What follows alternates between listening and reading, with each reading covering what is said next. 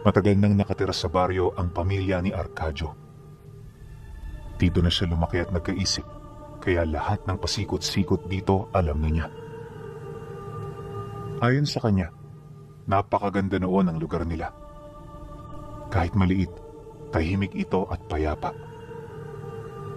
Magkakakilala sila ng mga tao roon, at lahat ng mga kabataan dito, makikita mong masayang naglalaro hapon-hapon. Dagdag pa niya na, sa kabila ng kasimplihan ng pamumuhay, makikita mo sa bawat isa ang sigla at pagpapasalamat na sila'y nabubuhay sa araw-araw. Subalit kagaya ng ibang mga lugar, na ang ganoong pamumuhay ay meron ding kaakibat na anino ng kadiliman. Bilang anak ng antingero, alam ni Arcadio kung ano ang totoong nangyayari sa lugar nila. Nabanggit na kasi ng tatay niya na kapag sumasapit ang gabi, maraming mga nilalang na hindi nakikita ang dumadayo sa kanila. Lahat ito merong iisang pakay at yun ay walang iba kundi ang makapambiktima. Bagay na naging daan upang gumawa ito ng samut-saring pangontra. Sa maniwala man kayo o hindi, kapag tiningnan mo noon ang bahay nila, hindi mo papaniwala ang mga ordinaryong tao rito ang nakatira. Isipin ninyo yung bakod nila, yung bakuran, sa halip ng mga nakatayong kawayan, parang mga nakapahalang ito, na animoy parang meron itong puwersang pinipigilan. Pagpasok mo naman sa loob, unang bubungad sa'yo, ang mga nakatambak na balat ng nyug, kalakip ng mga mahabang baging ng makabuhay, na halos bumalot na sa kanilang bahay. Maliban dito, makikita mo rin ang iba pang mga nakasabit na pangontra, kagaya ng mga tuyong lamang dagat at iba pa. Basta, kapag pumasok ka sa lugar na yon, mawiwirdohan ka talaga sa puntong iisipin mo, mga baliw ang nakatira rito. Mabuti na lang kilala sila ng mga taga-baryo, kaya ang ganoong pangitain ay tila bang ordinaryo na rin para sa lahat. May mga tumatawa man pero hindi na yung ganong karami kagaya ng dati. Naging normal na yun sa kanila, lalo pat ang ama ni Arcadio ay hindi rin basta-bastang tao. Kaya nitong pumatol sa mga nangungutya sa kanila upang magsilbi itong leksyon para sa iba. Dagdag pa niya na, makailang beses na yung hinamon ng duelo, subalit walang kahit ni isa sa mga ito ang tumagal man lang ng ilang minuto. Bagay na naging daan upang makuha nila ang respeto ng karamihan. Ngunit para sa kanyang ama, ang ganoong katanyagan ay hindi mahalaga. Naniniwala ito na ang mga papuri mula sa mga ordinaryong tao ay baliwala kumpara sa papuri ng isang nilalang na may alam pagdating sa lihim na karunungan. Makailang beses na rin itong nabanggit sa kanya na kaya yun nagsasanay at nagpapalakas ay dahil sa meron itong pinaghahandaan. Ano man yun, hindi na niya alam. Ngunit pagtungtong niya sa edad na 17 anyos, dito na siya sinimulang isama ng kanyang ama sa mga lihim nitong lakad. Tuwing linggo umalis sila sa baryo para pumunta sa karatig lugar. Akala ng kanilang mga kakilala, bumibili lang sila roon, pero ang katotohanan pumupunta sila para kitain ang mga kaibigang manggagamot ng tatay niya. Buong maghapon yung nagpupulong-pulong upang mapag-usapan ang kasalukuyang nangyayari sa baryo. Bagay na naging daan upang mamulat itong si Arcadio sa kanyang murang edad.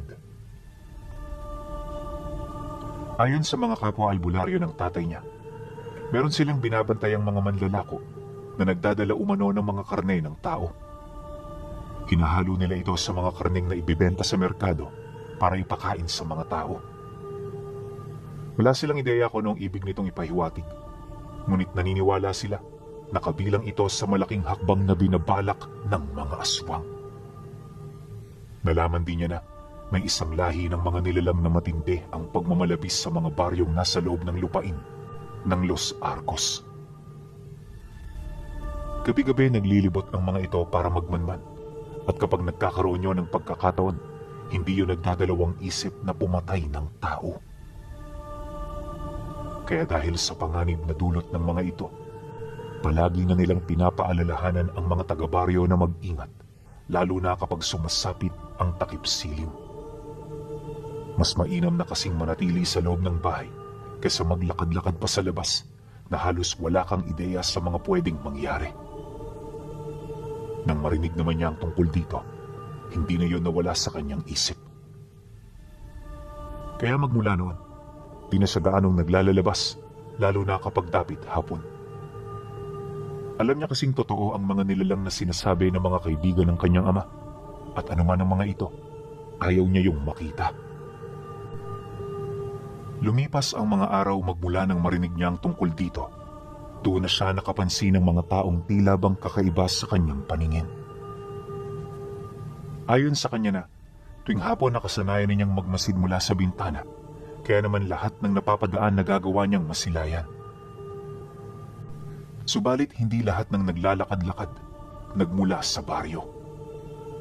Yung ilan sa mga ito, patungo sa mga kabundukan at sakahan kung saan niyo nakatira. At sa unang tingin, wala naman siya ritong napapansing kakaiba.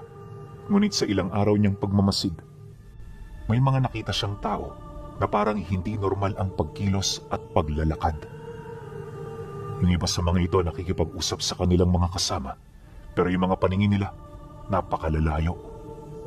Hindi rin yun lumilingon at merong mga pagkakataon na napapansin niyang bigla-bigla na lang nawawala ang ulo ng mga ito.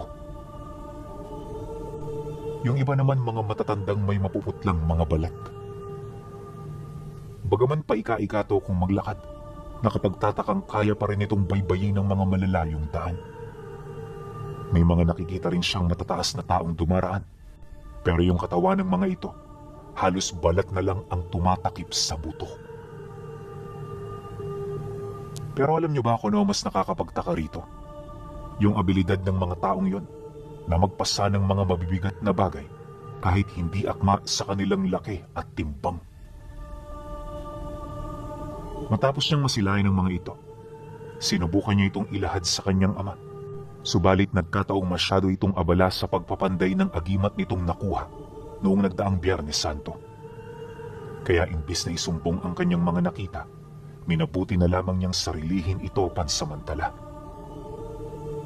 Ang kaso lang lingid sa kanyang kaalaman na yung mga nasilayan niya pala ay ang mga senyales na hinihintay ng grupo ng kanyang ama. Isang hapon, pagkatapos nitong magpanday ng agimat, dito na siya nagkaroon ng pagkakataon para magsumbong. Bago niya yun gawin, sinikurado niya munang nakalayo na sa kanila ang mga kapatid niya. Maya-maya pa, nang mapansin naman niyo ng tatay niya, dito na yun nagpresentang magtanong ukol sa kanyang kailangan. Kilalang-kilala na kasi siya nito, lalo na kapag may mga bagay na gumugulo sa kanyang isipan. Ano yun, anak? Meron ka bang pinoproblema? Bungad na tanong nito sa kanya. Nang marinig niya ang sinabi nito, napamasid lang naman siya sa paligid bago siya tuluyang sumagot dito ng, Tay, alam mo kasi, meron sana akong isusumbong sa'yo eh. Matagal ko na ho itong itinatago, pero hindi ako nagkakaroon ng pagkakataon. Dahil nga ho sa abala kayo. Pagkasambit niya ng mga katagang ito, agad niyang inilahad ang mga pangyayaring matagal nang bumabagabag sa kanyang puso. Alam niya na ikakagulat ito ng kanyang ama, pero hindi niya inaasahan na mas matindi pala ang isasagot nito sa kanya. Matapos niyang mailahad ang kanyang mga nalalaman, laking gulat na lamang niya nang bigla itong magmura habang paulit-ulit siyang tinatanong kung bakit hindi niya ito kaagad sinabi. Ayon dito, ang mga nakita niya ay isang malaking ebidensya na sinasakop na nga sila ng mga aswang. Mariin din itong inilahad na yun ang unang beses na may dumaang aswang sa harapan ng kanilang tahanan. Nang marinig naman niya ang tungkol dito, hindi niya maisip kung ano ang kanyang isasagot. Gulong-gulo na rin noon ang kanyang isipan, gawa ng hindi niya maipagkakaila na isang malaking pagkakamali ang nagawa niya. Dahil dito, tahimik lang siyang nakinig sa mga bagay na sinasabi nito. Alam niya na meron siyang malalaman sa mga sasabihin ng kanyang ama, kaya matyaga siyang naghihintay. Ngunit sa kasamaang palad, wala itong ibinahaging bagay na pwede niyang panghawakan at mapag-isipan ng kasagutan. Karamihan kasi sa mga sinabi nito, nakatuon sa kung papaano babalaan ang kanilang mga kababaryo. Matapos ang naging pag-uusap, dali-dali naman yung umalis. Sa sobrang pagmamadali ng kanyang ama, hindi niya na yun natanong kung saan ito pupunta. Pagsapit ng gabi, bumalik ito sa kanilang pamamahay kasama ang 2 albularyo na palagi nitong pinupuntahan sa karatig lugar. Pagpasok ng 2, agad naman yung nagbaba ng gamit habang pasimpleng pinagmamasdan ang buong paligid. Ayon sa kanya, simula nang pumunta yun sa kanila, wala itong ibang ginawa kundi ang magmasid. Palagi rin yung nakaupo sa tabi ng bintana para kung sakali mang makarinig yun ng kaluskos, madali nila itong makikita. Dahil sa ganoong pangyayari, hindi na niya maiwasang mapatanong sa kanyang ama. Medyo nawiwirduhan na rin kasi siya dahil sa bago ang mga ganoong kilos sa kanilang bahay. Pero nang marinig yun ng tatay niya, mariin siya nitong inabisuhan na makisama na lang. Wag na wag din niyang papansinin ang kanyang mga kasamahan upang hindi mabulilyaso ang kanilang mga plano. Pagkarinig niya sa sinabi nito, napilitan naman siyang sumunod. Alam niya kasi na meron itong matinding rason kung bakit gano'n ang kanilang ginagawa. Dumaan ang mga araw. Hindi na muna sila nito pinalabas ng bahay. Napakahigpit na ng tatay niya, sa puntong kahit dudumi sila, kinakailangan pa nila ritong magpasama. Hindi nagtagal, inakala niya na baka nasisiraan na ito ng bait. Subalit habang patuloy niya itong pinagmamasdan, dito niya napapansin ang mga kamangha-mangha nitong ikinikilos. Ayon sa kanya, kapag umaga napakatamlay ng mga ito, pero kapag gabi nakabantay yun buong magdamag. May mga pagkakataon ding naglilibot ang 2 para lamang masigurong ligtas ang baryo nila. Akala niya hanggat naroon ang mga yun ligtas na sila. Pero lingid sa kanyang kaalaman, naghahanda na rin pala ang kanilang mga kalaban. Isang hapon, habang nagpapahinga ang magkakaibigan, may nakita siyang grupo ng mga taong bigla na lamang dumaan sa kanilang tahanan. Napakarami ng mga ito at kung hindi siya nagkakamali, lagpas yun 30. Mabilis ang paglalakad ng mga tao, kaya bago pa man niya magising ang kanyang ama, wala na ang mga ito. At sa hindi malamang dahilan, bigo nitong matukoy ang bakas ng mga nilalang. Yun bang kasabay ng kanilang pagkawala? Ganon din na nangyari sa mga bakas ng presensya nilang dapat sana ay maiiwan. Nang mapagtanto yun ng tatay niya, agad nitong sinuyod ang baryo. Kung saan-saan yun pumunta at nakipag-usap para lamang mahanap ang mga nakita niya. At dahil sa siya ang nakasaksi sa mga ito, kung kaya't isinama siya ng 3 sa paghahanap. Ngunit sa kasamaang palad, wala silang nadatnan ni nasilayan. Medyo nagdududa na rin ang tatay niya sa kanya, pero kahit anong gawin ito, alam niya kung ano ang kanyang nakita. Hindi naglaon, nang akmang papaalis na sila ng sentro, dito na nila unti-unting napapansin ang pag-iiba ng ugali ng mga tao. Sa mga ganoong oras kasi, marami na dapat silang makikitang batang naglalaro, pero kahit saan sila noon lumingon, wala silang nasilayan. Bibihira rin ang mga taong dumaraan sa kalsada, kaya yung pakiramdam nila, animoy marami na ang umalis sa baryo. Ngunit kapag pinagmamasdan nila ang mga kabahayan, kapansin-pansin ng mga tao sa loob nito. Nang masipat naman yun ng kanyang ama, agad naman yung nag-abiso na umalis na. Pagbalik nila ng bahay, dito na yun nagsimulang mag-usap-usap ukol sa mga susunod nitong gagawin. Si Arcadio naman, walang ibang ginawa kundi ang magmasid at makinig. Akala niya kasi nakaisip na yon ng magandang plano, pero sa pagpapatuloy ng pag-uusap ng mga ito, narinig niya na parang nag-ahanda yun ukol sa posibilidad ng kanilang pagtakas. Hindi niya mawari kung bakit ito pinag-uusapan ng kanyang ama, kaya dala ng kuryosidad, sinubukan niyang magtanong.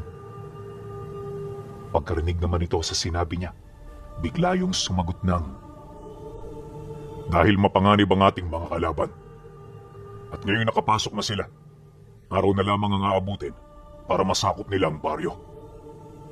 Alam kong nasa paligid lang sila, anak. Kaya kung sakali mang hindi maganda ang mangyayari, handa tayo. Huwag mo nitong sasabihin sa nanay mo para hindi siya mag-isip ng kung ano-ano." Pagkasambit nito ng mga kataga, agad nitong inilahad sa kanya ang tungkol sa mga aswang na kinakalaban nila. Ayon dito, na sa dinami-rami ng lahi ng mga aswang, ang pinakamabilis pang mangyanggaw at magparami ang nakapasok sa kanilang lugar. Dahil sa ganoon nilang kakayahan, kung kaya't hindi malabong marami silang maimpluwensyahan. At ang ipinag-aalala pa ng tatay niya ay yung posibilidad na malipol nito ang lahat ng tao sa baryo nila. Nabanggit din ito na ang nakita nila kanina ang palatandaan na merong hindi kaaya-ayang nangyayari. Matapos naman itong magwika, nagpatuloy lang yon sa kasalukuyan nitong ginagawa. Si Arcadio naman, pumalik na rin sa kanyang silid para mag-alsa balutan ng kanyang mga gamit. Alam niya kasi na walang ibang makakatulong kundi ang kanilang mga sarili. Naniniwala rin siyang hindi ito malalaman ng mga taong nasa labas ng kanilang lugar dahil bawat baryo noong panahong yon ay nanatiling abala sa pagtatayo ng kanilang mga ari-arian buhat sa nagdaang digmaan. Ilang oras pa ang lumipas, kahit papaano na ihanda na nila ang lahat ng kanilang kailangan. Pagpahinga ng 3, doon na pumasok ang kanyang ina na paulit-ulit nang nagtatanong ukol sa kanilang ginagawa.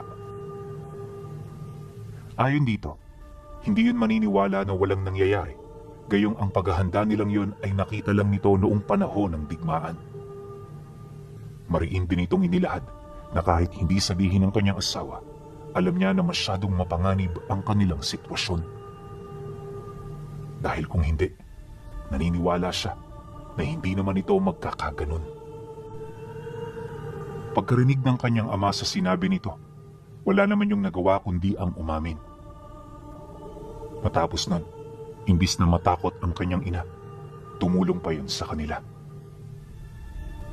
Paglalim naman ng gabi, hindi pa rin natatapos ang kanilang ginagawa. Akala nila isa lang yung ordinaryong gabi, pero 2 oras bago sumapit ang 12:00, may mga narinig silang atungal mula sa baryo. Dahil dito, agad naman silang inabisuhan ng tatay niya na maghanda na. Alam kasi nito na patungo ang mga nilalang ngayon sa kanila dahil naniniwala ito na sila na lamang ang natitirang ordinaryong pamilya sa baryo. Nang marinig nila ang abiso nito, agad silang pumasok sa mga silid para gisingin na ang kanyang mga kapatid. Maya-maya pa, pagbalot ng katahimikan sa lugar, dito na nila narinig ang mga palaspas sa mga dahon ng talahib. Panaka-naka na rin ang paghuni ng mga ito hanggang sa kumalampag na yon sa dingding ng kanilang bahay. Dito na rin bumulabog sa kanila ang malalakas na pagkatok na halos sirain na ang pinto. May mga umiiyak na rin sa labas na paulit-ulit nang nagmamakaawa na sila'y papasukin. Ngunit sa kabila ng lahat ng yon, hindi nila ito pinakinggan. Alam nila ang nasa likod ng pintong yun ay tanging kamatayan ang naghihintay sa sinumang magtatangkang magbukas nito. Kaya sa halip na panghihinaan, inabisuhan sila ng kanyang ama na magpakatatag at manalangin. Yun lang kasi makapagliligtas sa kanila, lalo na sa panahon ng ganoong sakuna. Nang marinig naman ni Arcadio ang sinabi nito, taimtim siyang nanalangin. Halos lahat na ng santo tinawag niya, pero nanatili pa rin ang pagpaparamdam ng mga nilalang sa kanila. Hindi naglaon, dito na nagdesisyon ng kanyang ama na humugot ng mga armas. Ang nais nitong mangyari, direkta na lang na makipagpatayan sa mga nilalang upang matapos na ang lahat. Bago yun lumabas, isa-isa yung kumuha ng mga agimat mula sa altar. May mga nilunok din itong bato na halos unang beses niya pa lamang masilayan. Nang may sa katuparan na yon ng kanyang ama at ng mga kaibigan nito, agad naman yung lumapit sa kanya. Pagkatitigan nilang dalawa, may hinahong inilahad ng kanyang ama ang mga bagay na kanyang gagawin. Ayon dito, simple lang ang magiging trabaho at ito ay isarado niya ang pinto at siguraduhing ligtas ang kanyang ina at mga kapatid. Dagdag pa nito na kapag dumating sa puntong hindi na nila kayanin ang kalaban, magbibigay ito sa kanya ng hudyat para tumakas. Mariin din itong inilahad na kapag narinig niya ang senyas, wag na wag siyang magdadalawang isip na kumilos dahil bawat minuto napakahalaga sa ganoong sitwasyon. Nang marinig naman yun ni Arcadio, tumangulang naman siya bilang pagsang-ayon. Matapos ang kanilang naging pag-uusap, nagmamadali naman ang tatlo na lumabas ng bahay. Pagkabukas niya ng pinto, bigla itong sumigaw ng mga buhay na salita, dahilan para mapaatras ang mga nilalang na pumapalibot sa kanilang tahanan. Bahagyaring nagkaroon ng malakas na liwanag na halos bumulag sa kanila noong hindi niya pa naisasara ang pinto. Pagsarado naman niya rito, agad niya yung tinrangka, sabay silip sa isang maliit na butas na nasa harapan ng bakuran nila. At sa kanyang pagmamasid, dito niya nakita kung papaano pagtulungan ng mga nilalang ang kanyang ama at mga kaibigan nito. Ang kaso lang sa sobrang bilis ng mga ito, hindi niya yun basta-bastang masilayan. Basta ang paningin niya sa mga aswang ay parang mga aninong sumasabay sa ihip ng hangin. Pakiramdam nga niya noon, walang kalaban ng kanyang ama dahil kahit anong silay niya, wala talaga siyang nakikita. Ngunit sa bawat paglapat ng sundang nito sa mga nilalang, naglilikha ito ng maliliit na piraso ng baga. Kaya naman kahit napakahirap paniwalaan, hindi niya may pagkakaila ang katotohanang nakikita ng kanyang mga mata. Sa pagpapatuloy ng ganoong pangyayari, laking gulat na lamang niya nang bigla na lamang masugatan sa braso ang dalawa nitong kasama. Sa sobrang lalim nito, halos makita na niya ang mga buto. Ngunit sa kabila nun, pinipilit pa rin ng dalawang antingero na panatilihin ang kanilang pagiging kalmado. Maya-maya pa, nang hindi na nito makayanan ng pakikipaglaban, may ibinulong yun sa kanyang ama na agad naman itong sinang-ayunan. At sa isang iglap, laking gulat niya nang bigla itong magbago ng anyo. Halos segundo lang ang naging pagitan nang mag-anyo itong kalahating tao at torong baka. Tumaas din yun ang husto, kalakip ng paglaki ng kanilang mga katawan. Pagkatapos naman itong makapagpalit ng anyo, dito na yun walang habas na nagwala habang paulit-ulit na umaatungal. Paglayo naman ito sa kinaroroonan ng kanyang ama, agad naman yung nagkaroon ng pagkakataon para lumapit sa pintuan ng bahay nila. Walang sabi-sabi, agad itong nagbigay sa kanya ng senyas ng pagtakas. Kaya naman ang maunawaan nito ni Arcadio, dali-dali siyang bumalik sa kinaroroonan ng kanyang mga kapatid para i-abiso ang ibig mangyari ng kanilang padre de pamilya. Ilang minuto pa ang lumipas. Dito na sila nakalabas ng bahay. Wala mang makita at purong talahiban man ang dinaraanan nila. Nagpatuloy sila sa pagtakbo hanggang sa makalayo na sila dito ng ilang metro. Pagsilay naman niyang tumigil na ang tatay niya, minabuti naman nilang pagmasdan ang tahanan nilang unti-unting winawasak ng mga nilalang. Maya-maya pa, nagpatuloy na rin sila sa pag-usad sa takot na baka maabutan sila ng mga ito. At sa kanilang paglalakad, dito nila napag-usapan ang tungkol sa sinapit ng dalawang antingero. Ayon sa kanyang ama, na ang ganoong anyo ang huling alas nila kung talagang wala na silang mapagpipilian. Dagdag pa nito na, ginagamit lamang nila ito kapag masyado nang alanganin ang sitwasyon. At sa estado noon ng dalawa, naunawaan ng mga ito na yun na ang katapusan nila.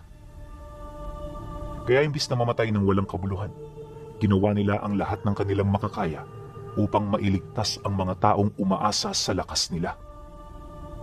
Nabanggit din ito na sa sandaling sila ay malagay sa alanganin, hindi rin magdadalawang isip ang kanyang ama na gamitin ang ganoong anyo upang sila'y mailigtas. Matapos naman itong makapagsalita, inabisuhan sila nito na malayo-layo pa ang kanilang lalakbayin. Kagaya kasi na nangyari noong ikalawang digmaan, babalik sila sa lugar na madalas nilang pagtaguan kapag may nangyaring hindi inaasahan. Yun nga lang, masyado itong malayo at base sa estima ng tatay niya, aabutin sila ng 5 araw kung lalakarin lang nila ito ng mano-mano. Wala naman yung problema kung iisipin. Ang kaso, alam nito na nakabuntot din sa kanila ang mga nilalang na pumatay sa 2 nilang kasama. Hinding-hindi sila nito paliligtasin upang mapanatili ang lihim ukol sa ginawa ng mga ito sa bago nitong pugad. Dahil sa ganoong sitwasyon, kailangan nilang magmadali kung ayaw nilang mapahamak. Nabanggit din ng kanyang ama na nakakabahala ang kanilang paglalakbay dahil sa may mga kasama silang bata. Lumipas ang gabing yon, naging madalas ang kanilang paghinto. Kailangan nila itong gawin para makapagpahinga ang ilan sa kanila. Labag man yun sa loob ng tatay niya, wala itong magagawa kundi pagbigyan ng kanyang mga anak. Makalipas pa ang 2 araw, awa naman ng Diyos, walang nangyaring masama sa kanila. Bagaman nararamdaman na nila ang mga nilalang, alam nila na malayo-layo pa ang mga ito mula sa kanilang kinaroroonan. Dahil dito, kahit papaano medyo napanatag na rin sila. Inaasahan din nilang hindi na sila nito maaabutan pa dahil kung mananatili ang ganoong distansya, makakarating sila sa kanilang lugar bago pa man sila nito matuntun. Ngunit ang hindi nila inaasahan na habang nagpapahinga ang kanyang mga kapatid, patuloy namang umuusad ang mga nilalang. Pagsapit ng ika-4 na araw, nang matanaw na nila ang bundok na kanilang pupuntahan, dito naman nila naramdaman ang mabilis na pagtakbo ng mga nilalang. Kaya naman ang mapansin nyo ng tatay niya, hindi na ito nagdalawang isip na paunahin sila. Nang marinig naman yun ni Arcadio, agad niyang inalalayan ang kanyang mga kapatid na kasalukuyan na noong umiiyak, dala ng matinding takot. Sa pagpapatuloy ng kanilang pag-usad, hindi niya maiwasang mag-alala dahil sa mga sandaling yun malapit nang sumapit ang dapit hapon.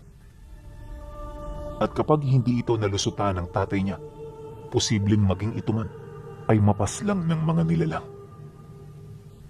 Napakasakit para sa kanya na maisip ang ganoong sitwasyon, gawa ng kung titingnan, napakalapit na nila sa kanilang pupuntahan. Kaya imbis na sumunod lang sa mga sinabi nito, nagdesisyon na siyang kumilos. Alam niya na siya ang may sapat na lakas sa kanila, kaya naman agad niyang inabisuhan ng nanay niya ukol sa kanyang plano. Pagsang-ayon naman ito, dali-dali siyang tumakbo patungo sa lugar na kanilang pupuntahan. Naisip niya kasi na unahin na muna dito ang paghingi ng tulong para matiyak ang kanilang kaligtasan. At sa loob ng ilang minuto, tinahak niya ang matatarik na parte ng lugar.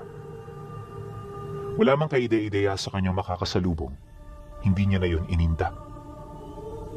May mga pagkakataon nga noong nakakasagupa siya ng ahas, pero imbis na matakot, iniiwasan na lamang niya ang mga ito.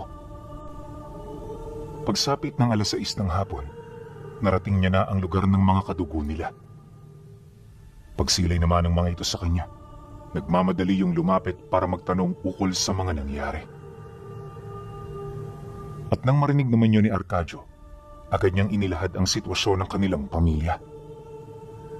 Dahil dito, hindi na rin nagdalawang isip ang mga kapatid ng kanyang ama na bumaba sa bundok kung saan sila naroon. Mabuti na lang talaga mga katutubo ang mga ito, kaya sanay na yon sa pagbaba at pag-akyat ng bundok.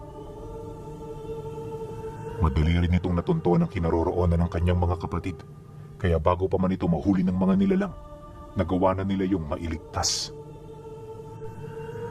At sa loob ng halos 1 oras na pakikipaglaban ng mga ito, matagumpay din itong nakuha ang kanyang ama. Maraming kalos at saksak ang tinamo ng tatay niya bago yun tuluyang naisalba.